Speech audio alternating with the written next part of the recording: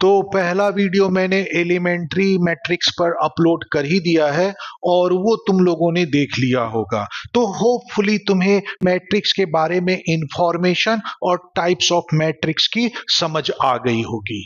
अब इस वीडियो में मैं मैट्रिक्स के ऑपरेशन को बताऊंगा कि मैट्रिक्स में हम क्या क्या प्रोसेसेस कर सकते हैं और उसके रूल्स और रेगुलेशन क्या है। तो अब हम जानते हैं कि मैट्रिक्स में कौन कौन से ऑपरेशन पॉसिबल हैं। तो हम ऑपरेशन थिएटर में चलते हैं और देखते हैं कि मैट्रिक्स में कौन कौन से हम ऑपरेशन कर सकते हैं, उसकी हम सर्जरी करेंगे। तो जिस तरह से अलजेब्रा के ऑपरेशन के बारे में हम जानते हैं कि उसमें एडिशन कर सकते हैं, सब्ट्रैक्शन कर सकते हैं, मल्टीप्लिकेशन कर सकते हैं और डिवीजन कर सकते हैं, उसी तरह से मैट्रिक्स में भी हम एडिशन, सब्ट्रैक्शन और मल्टीप्लिकेशन कर सकते हैं, लेकिन डिवीजन इसमें डिफाइंड नहीं है, इसलिए मैट्रिक्स में डिवीजन नहीं होता है। तो सबसे पहले हम स्टार्ट करते हैं कि मैट्रिक्स में एडिशन और सब्ट्रैक्शन कैसे होगा। तो उसके क्या रूल है, सबसे पहले हमें उसको जानना होगा कि उस प्रोसेस को हम करेंगे कैसे। तो सबसे पहले हम स्टार्ट करते हैं एडिशन और सब्ट्रैक्शन। तो दो मैट्रिक्स के एडिशन की सबसे पहली कंडीशन है कि दोनों मैट्रिक्स का ऑर्डर सेम होना चाहिए, मतलब ये एडिशन और सब्ट्रैक्शन दोनों के लिए वैलिड होगा। तो दो मैट्रिक्स ऐड या सब्ट्रैक्ट किए जा सकते हैं, ये तभी पॉसिबल होगा जब दोनों का ऑर्डर सेम होगा। और उस प्रोसेस में होगा क्या, तो उस प्रोसेस में दोनों मैट्रिक्स के करस्पॉन्डिंग एलिमेंट के बीच एडिशन या सब्ट्रैक्शन होगा, जो भी प्रोसेस हम कर रहे हैं। अगर हम एडिशन कर रहे हैं तो करस्पॉन्डिंग एलिमेंट के बीच एडिशन हो जाएगा, और अगर हम सब्ट्रैक्शन कर रहे हैं तो करस्पॉन्डिंग एलिमेंट के बीच सब्ट्रैक्शन हो जाएगा, और जो रिजल्ट में मैट्रिक्स आएगा वो इस ऑपरेशन का रिजल्ट कहलाएगा। तो जैसे मैं एग्जाम्पल दे के बताता हूं। तो मैंने दो मैट्रिक्स लिया है, ए मैट्रिक्स जो 2x2 ऑर्डर का है और बी मैट्रिक्स ये भी 2x2 ऑर्डर का है। तो इसका मतलब हुआ कि हमारा फंडामेंटल कंडीशन तो फुलफिल हो रहा है कि दोनों मैट्रिक्स का ऑर्डर सेम होना चाहिए। अब अगर ये दोनों मैट्रिक्स ऐड होंगे तो ऐड होने के बाद रिजल्ट क्या होगा, जिसको मैंने अभी पीछे बताया था, तो उसी प्रोसेस से रिजल्ट ऑब्टेंड होगा। तो जैसे इन दोनों मैट्रिक्स को अगर मैं ऐड करूं तो ए मैट्रिक्स लिख दिया है प्लस बी मैट्रिक्स लिख दिया है, और जैसे कि मैंने बताया कि उनके करस्पॉन्डिंग एलिमेंट के बीच ये ऑपरेशन हो जाएगा जो भी हम कर रहे हैं। तो यहां पे हम प्लस कर रहे हैं तो करस्पॉन्डिंग एलिमेंट के बीच प्लस हो जाएगा। तो रिजल्ट मैट्रिक्स क्या मिलेगा, तो जो करस्पॉन्डिंग एलिमेंट को ऐड करने से जो मैट्रिक्स मिलेगा वो रिजल्ट मैट्रिक्स होगा। मतलब A11 प्लस B11 ये रिजल्ट का 1 1 पोजीशन वाला एलिमेंट होगा, A12 प्लस B12 ये रिजल्ट के 1 2 पोजीशन वाला एलिमेंट होगा, A21 प्लस B21 ये रिजल्ट के 2 1 पोजीशन वाला एलिमेंट होगा, और A22 प्लस B22 ये रिजल्ट के 2 2 पोजीशन वाला एलिमेंट होगा। और इस तरह से हम मैट्रिक्स के बीच एडिशन कर सकते हैं। एक और एग्जांपल नंबर लेके मैं सब्ट्रैक्शन के साथ बताता हूं। तो अब देखो मैंने एक मैट्रिक्स सी लिया है जिसमें 3 रो और 1 कॉलम है, तो इसका ऑर्डर 3/1 हुआ। इसी तरह से डी मैट्रिक्स मैंने ये लिया है, इसका ऑर्डर भी 3/1 है, और मुझे सी माइनस डी निकालना है। तो सबसे पहले कंडीशन क्या थी, सबसे पहले तुम्हें क्या देखना था कि इनका ऑर्डर सेम है कि नहीं, क्योंकि उसके बाद ही ये प्रोसेस पॉसिबल होगा। तो हम देखते हैं कि दोनों का ऑर्डर सेम है, मतलब इसमें सब्ट्रैक्शन पॉसिबल है, सब्ट्रैक्शन प्रोसेस किया जा सकता है, तो इसलिए हम C माइनस डी निकाल सकते हैं। अब रिजल्ट मैट्रिक्स में क्या मिलेगा, तो जैसे मैंने यहां पे बताया था, जो रिजल्ट मैट्रिक्स होगा माइनस करने से जो मैट्रिक्स मिलेगा उसमें क्या होगा, करस्पॉन्डिंग एलिमेंट्स के बीच सब्ट्रैक्शन हो जाएगा। तो वो मैं लिख के बता देता हूं। तो अब जब दोनों को माइनस करेंगे तो करस्पॉन्डिंग एलिमेंट के बीच माइनस होगा और रिजल्ट के उसी पोजीशन वाले एलिमेंट का आंसर मिलेगा। तो जैसे देखो इसमें 1 1 वाला एलिमेंट 1 है, इसमें 1 1 वाला एलिमेंट 2 है। तो जब ये दोनों माइनस होंगे तो रिजल्ट के भी 1 1 वाला एलिमेंट आएगा, मतलब 1 माइनस 2 इक्वल टू माइनस 1 आएगा। इसी तरह से 2 माइनस 0 इक्वल टू 2 आएगा। इसी तरह से 3 माइनस 1 इक्वल टू 2 आ जाएगा। तो C माइनस D का आंसर ये मैट्रिक्स होगा। और तुम ये देख रहे हो कि जो रिजल्ट का ऑर्डर है वो भी वही होगा जो इन दोनों मैट्रिक्स का ऑर्डर होता है। तो इसका मतलब यहां से तुम्हें एक और इंफॉर्मेशन मिल गई। प्लस करने या माइनस करने के बाद जो आंसर आता है उस मैट्रिक्स का भी ऑर्डर वही होगा जो उस प्रोसेस में पार्टिसिपेट करने वाले मैट्रिक्स का था। अब एडिशन ऑफ मैट्रिक्स जो प्रॉपर्टी फॉलो करते हैं उसको भी डिस्कस कर लेते हैं।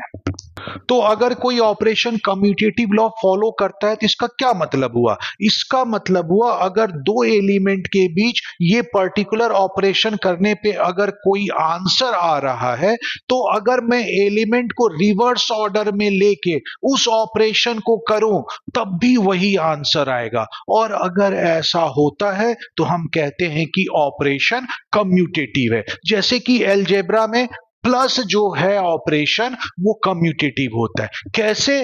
तो 1 प्लस 2 का आंसर क्या आया? 3। और एलिमेंट को रिवर्स ऑर्डर में लो, 2 प्लस 1 तो उसका आंसर भी क्या आएगा? 3 आएगा। सेम आंसर आ रहा है तो इसलिए अलजेब्रा में प्लस कम्यूटेटिव होता है, पर माइनस कम्यूटेटिव नहीं होता है। 1 माइनस 2 और 2 माइनस 1 का आंसर सेम नहीं आएगा। 2 माइनस 1 का आंसर 1 आएगा और इस ऑपरेशन में एलिमेंट को रिवर्स कर दो, इंटरचेंज कर दो तो क्या हो जाएगा? 1 माइनस 2 और उसका आंसर माइनस 1 आएगा। इसका मतलब आंसर सेम नहीं आ रहा है तो इसलिए माइनस कम्यूटेटिव नहीं होता है। तो यही सेम फेनोमेना जो है वो मैट्रिक्स के प्लस ऑपरेशन और माइनस ऑपरेशन में भी होता है। मैट्रिक्स का सबट्रैक्शन कम्यूटेटिव नहीं होगा लेकिन एडिशन जो है वो कम्यूटेटिव होगा।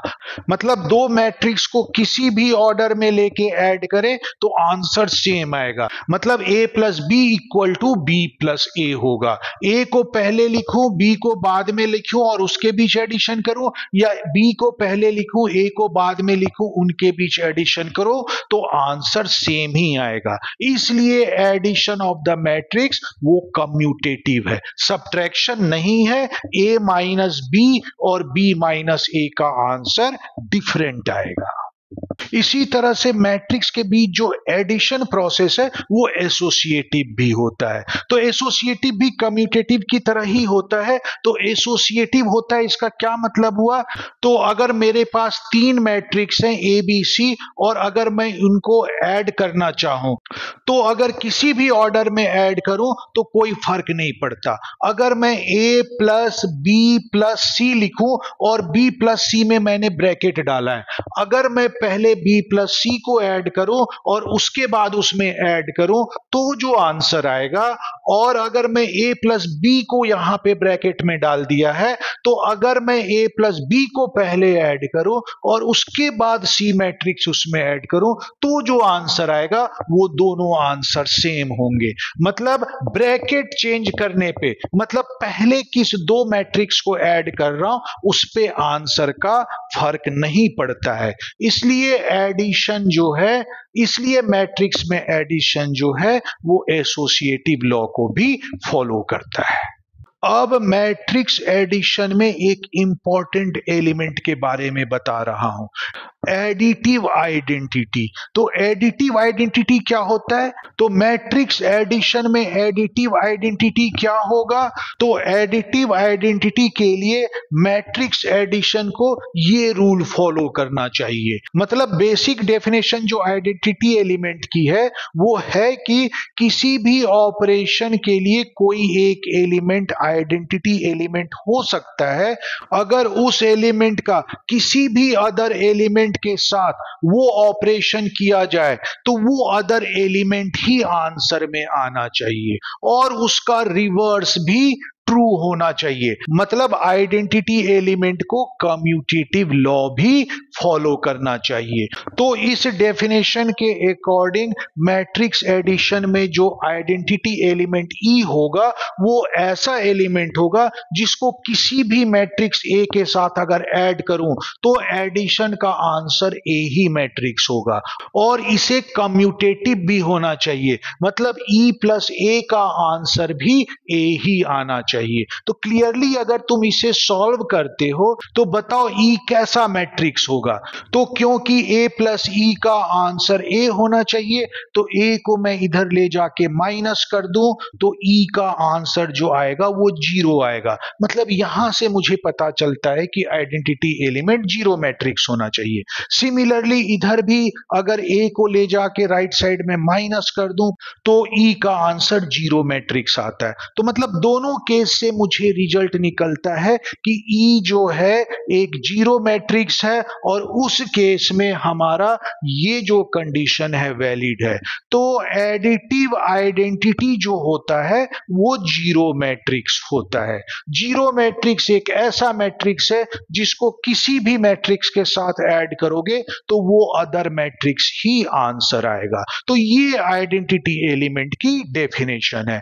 तो मैट्रिक्स एडिशन की पूरी प्रोसेस के लिए जीरो मैट्रिक्स जो है वो एडिटिव आइडेंटिटी है। अब हम एक और इंपॉर्टेंट एलिमेंट देखते हैं, एडिटिव इनवर्स। तो एडिटिव इनवर्स एलिमेंट क्या होगा? तो ये एक ऐसा एलिमेंट होगा, ये हर मैट्रिक्स के लिए अलग अलग हो सकता है, जिसे किसी भी मैट्रिक्स के साथ ये पर्टिकुलर ऑपरेशन किया जाए तो आइडेंटिटी एलिमेंट आ जाएगा। मतलब किसी भी मैट्रिक्स का एडिटिव इनवर्स एक ऐसा मैट्रिक्स है जिसका उस मैट्रिक्स के साथ कोई पर्टिकुलर ऑपरेशन किया जाए तो तुम्हें उस ऑपरेशन का identity element as a answer मिल जाएगा। मतलब एडिटिव इनवर्स तभी एग्जिस्ट करेगा जब उस ऑपरेशन का आइडेंटिटी एलिमेंट जो है वो एग्जिस्ट कर रहा हो। तो क्योंकि मैट्रिक्स एडिशन का आइडेंटिटी एलिमेंट जीरो है इसलिए इसका एडिटिव इनवर्स भी होगा। और अकॉर्डिंग टू डेफिनेशन क्या होना चाहिए? तो अकॉर्डिंग टू डेफिनेशन अगर ए का एडिटिव इनवर्स आई है तो A plus I equal to zero matrix आना चाहिए, क्योंकि जीरो मैट्रिक्स ही एडिटिव आइडेंटिटी एलिमेंट है।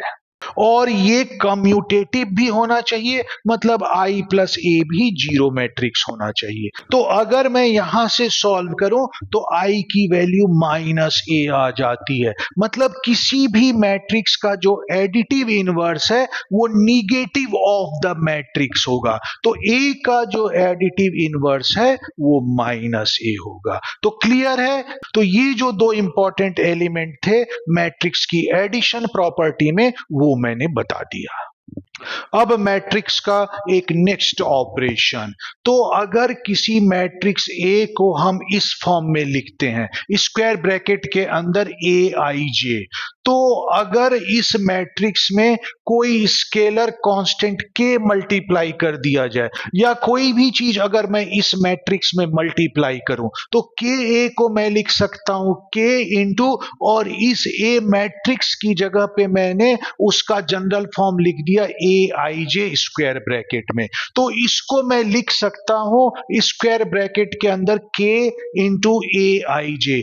तो इसका क्या मतलब हुआ? अगर कोई कांस्टेंट किसी मैट्रिक्स में मल्टीप्लाई होगा तो वो मैट्रिक्स के सारे एलिमेंट में मल्टीप्लाई होगा। ऐसा नहीं कि सिर्फ एक ही एलिमेंट या एक रो में या एक कॉलम में कर दिया, वो सारे एलिमेंट में मल्टीप्लाई होगा। तो ये ध्यान रखना, ठीक है? तो देखो मैं एक एग्जांपल देके भी बता देता हूं।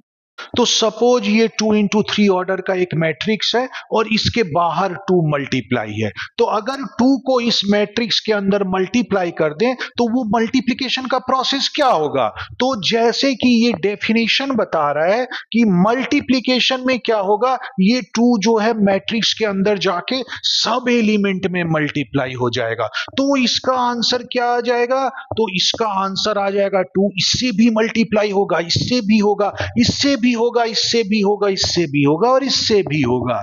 तो इसका आंसर आ जाएगा 6, 8, 10, 12, 14 और 16। तो इसके मल्टीप्लिकेशन का आंसर ये हो जाएगा। तो क्लियर है, समझ में आ गया? तो ये प्रोसेस बीच में भी आता है तो तुम डायरेक्ट यूज कर सकते हो। ठीक है, अब मैट्रिक्स एडिशन पे जो मैंने इतनी इंफॉर्मेशन दी थी तो उस पे एक दो क्वेश्चन भी कर लेते हैं ताकि तुम्हारी क्लियरिटी हो जाए। तो पहला क्वेश्चन जो इसमें है वो ये है। तो क्वेश्चन में है कि cos थीटा इस मैट्रिक्स से मल्टीप्लाई है प्लस साइन थीटा इस मैट्रिक्स से मल्टीप्लाई है और तुम्हें इसे सॉल्व करके आंसर निकालना है। तो सबसे पहले जो मैंने क्या बताया था, अगर मैट्रिक्स में कोई भी एलिमेंट अगर हम बाहर से मल्टीप्लाई करते हैं तो जल्दी से बताओ मैंने पीछे क्या बताया था, याद है कि भूल गए? देखो भूलना नहीं है, अगर पीछे की चीजें इतनी जल्दी भूल जाओगे तो फिर एग्जाम में कैसे करोगे? एग्जाम में तो इतने सारे इंफॉर्मेशन याद रखने पड़ेंगे। तो याद करो क्या बताया था मैंने, और अगर याद नहीं है तो तुरंत अभी देखो और उसे दिमाग में बिठा के रखो।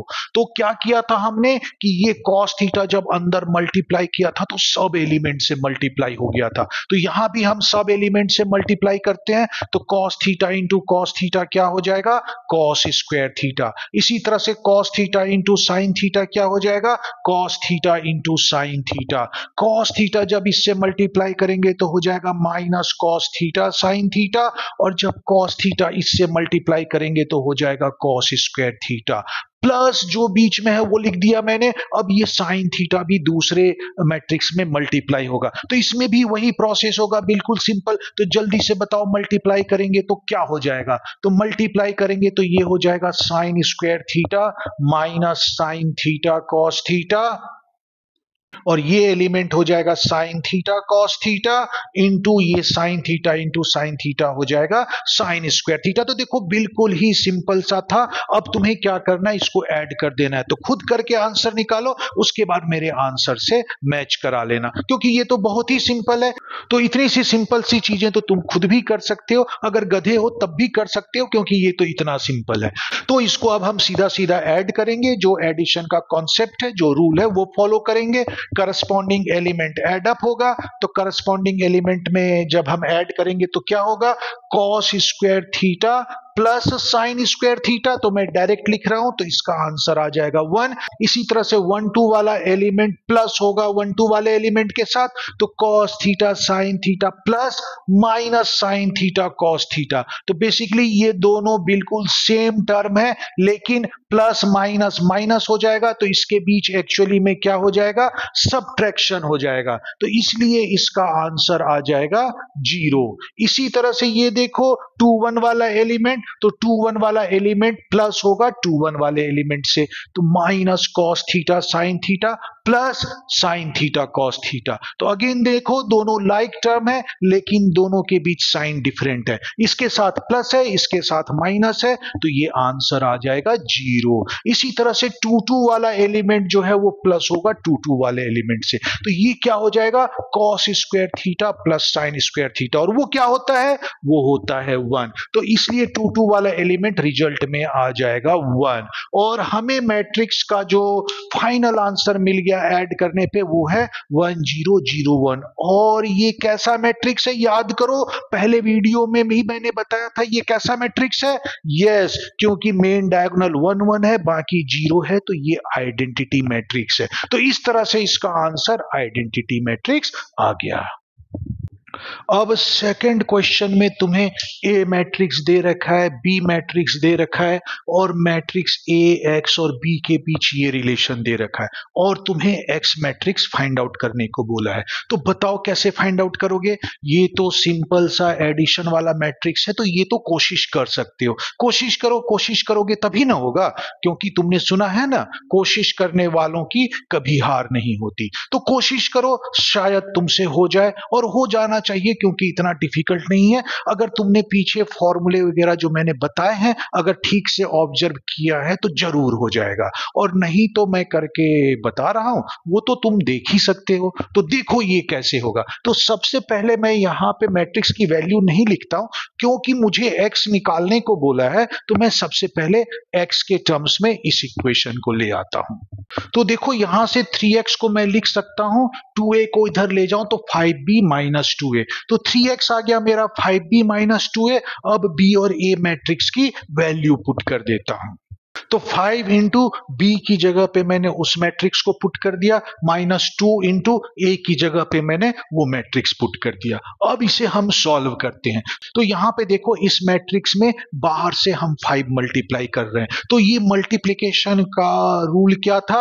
मल्टीप्लिकेशन का रूल था कि जब ये 5 अंदर जाके मल्टीप्लाई होगा तो मैट्रिक्स के हर एलिमेंट से मल्टीप्लाई होगा। तो मैट्रिक्स के हर एलिमेंट में हम मल्टीप्लाई कर देते हैं, तो जब मल्टीप्लाई करेंगे तो हमें क्या मिलेगा? तो ये हो जाएगा 5 8 जा 40, 5 0 जा 0, 5 4 जा 20, 5 इंटू माइनस 2 माइनस 10, 5 3 जा 15 और 5 6 जा 30 माइनस, और इसी तरह से यहां पर भी हम 2 को अंदर मैट्रिक्स में मल्टीप्लाई कर देंगे हर एलिमेंट के साथ। तो हमें क्या मिलेगा? 4 माइनस 4 8 4 माइनस 10 और 2। तो इस तरह से दोनों मैट्रिक्स हमारे इस फॉर्म में आ गए हैं। अब इन दोनों के बीच माइनस करना है, तो जो माइनस का हमारा प्रोसेस था बस वो कर दो तो आंसर आ जाएगा। तो माइनस प्रोसेस क्या था? भूल तो नहीं गए हैं ना, क्योंकि भाई जो इंफॉर्मेशन अंदर आ रहा है दिमाग में तो वो छप जाना चाहिए, उसको बाहर नहीं निकलने देना है, ठीक है? तो इसलिए जो भी पढ़ रहे हो, जो भी ऑब्जर्व कर रहे हो, वो बिल्कुल एकदम से प्रिंट होते जाना चाहिए तुम्हारे माइंड में, और तभी चीजें आसान होगी, नहीं तो पढ़ाई डिफिकल्ट हो जाएगी। तो अब देखो जब इसको माइनस करेंगे तो कैसे होगा माइनस? तो सीधी सी बात है, करस्पॉन्डिंग एलिमेंट माइनस होगा। तो अब मैं डायरेक्ट लिख रहा हूं क्योंकि अब जो है इतना पढ़ने के बाद जो है तुम्हें प्रोसेस का शॉर्ट आइडिया, डायरेक्ट आइडिया तो आ ही गया होगा। जल्दी जल्दी डायरेक्टली अब तो तुम कर पा रहे होगे। तो जस्ट मैं डायरेक्ट करता हूं, करस्पॉन्डिंग एलिमेंट के बीच माइनस होगा, तो 40 माइनस 4 36 हो जाएगा। 0 माइनस माइनस 4 तो ये वाला 4 हो जाएगा।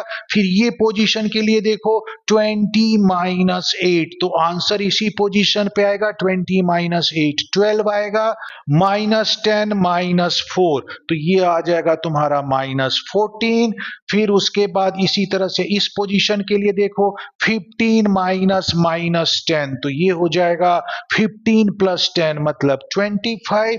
30 माइनस 2 तो 30 माइनस 2 हो जाएगा 28, और उसी पोजीशन पे मैंने लिख दिया। तो ये आ गया मेरा आंसर। तो ये मेरा अभी निकला है 3x, ये ध्यान दो। तो 3x का आंसर ये मैट्रिक्स आ गया। निकालना मुझे x है, तो x मैं कैसे निकालूंगा? तो x जो निकालूंगा तो उसके साथ एक कांस्टेंट 3 मल्टीप्लाई है, तो ये क्योंकि कांस्टेंट मल्टीप्लिकेशन के फॉर्म में है तो जैसा अलजेब्रा में प्रोसेस करते थे वैसे ही करेंगे। तो ये 3 जो है वहां पे जाके राइट साइड में मैट्रिक्स के आगे मल्टीप्लाई हो जाएगा, 1/3 बन जाएगा। तो ये हो जाएगा 1/3 इंटू, और मैट्रिक्स के अंदर आ जाएगा 36 4 12 माइनस 14 25 और 28।